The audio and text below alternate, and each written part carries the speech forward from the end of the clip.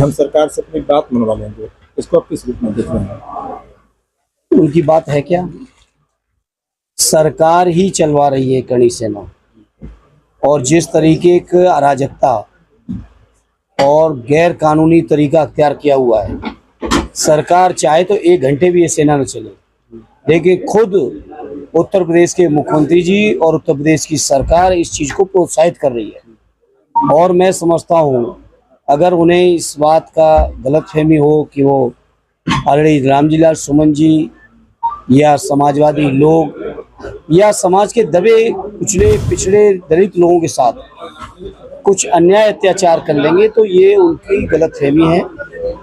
Already Suman ji केवल एक सांसद ही नहीं है, बल्कि पूरे वो दलित समाज का प्रतिनिधित्व कर रहे हैं। अगर उन्होंने कोई बात कही है, ऐतिहासिक साक्ष्यों पे कही है, तो उसकी चर्चा हो सकती है, बहस हो सकती है, लेकिन जो तरीका अख्तियार किया हुआ करणी सेना ने, वो कहीं से ना लोकतांत्रिक है, ना कहीं से कानून सम्मत है, और पीडीए परिवार के लोग उनकी इस अराजकता को किसी भी तरह से स्वीकार नहीं कर सकते। अच्छा सर, वक्फ बिल अभी पास हुआ है, उस पर समाजवादी पार्टी का स्टैंड पूरी तरीके से क्लियर था।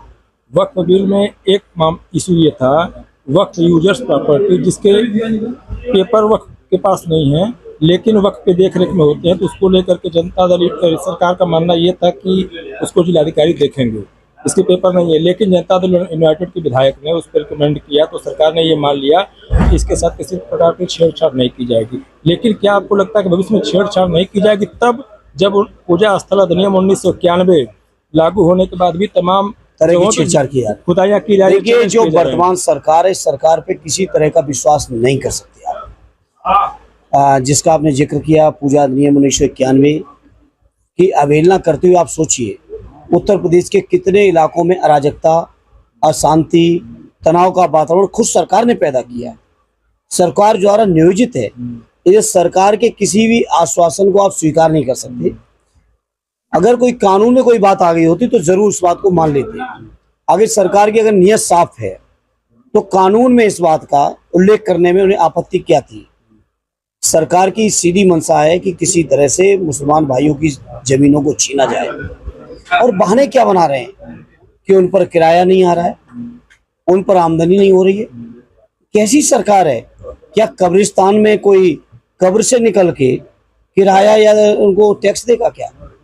कैसी कैसी सरकार की कल्पनाएं हैं। ये केवल मुसलमान भाइयों की सरजमी को, जमीनों को कब्जा करने के लिए और कुछ नहीं। अच्छा, मुस्लिम कम्युनिटी के अंदर एक भय है कि इस बात की चिंता है कि जो है उसका उल्लंघन भविष्य में किया जा सकता, तमाम लोग उसको चैलेंज कर सकते हैं। जो जिस तरीके से पूजा अधिनियम का उल्लंघन करके कोर्टों में चैलेंज किया गया, पुनः छेड़छाड़ नहीं, वो चैलेंज करने की नियत से ही ये बिल लाया गया है, जमीनों को विवादित बनाने के लिए ही बिल लाया गया है। नहीं तो अच्छा भला चल रहा था, वक्फ के लोग अपना अपना काम कर रहे थे, जिन्होंने डोनेट किया था, जिस उद्देश्य से किया था, सब चीजें सही थी। कोई अनियमितता तो सरकार इतनी लंबी बहस चली, कहीं कोई अनियमितता गिना पाई क्या? कोई अनियमितता गिना पाई क्या? सरकार केवल आमदनी देख रही है। सरकार को कब्रों में भी आमदनी चाहिए, सरकार को लाशों में भी आमदनी चाहिए, सरकार को कफन पे भी जीएसटी लगाना है। आखिर ये सरकार के अंदर कुछ संवेदना है या नहीं है?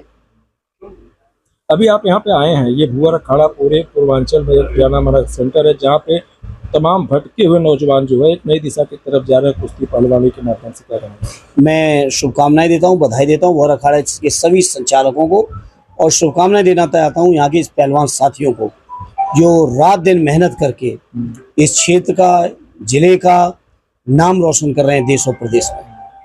उनको सबको बहुत बहुत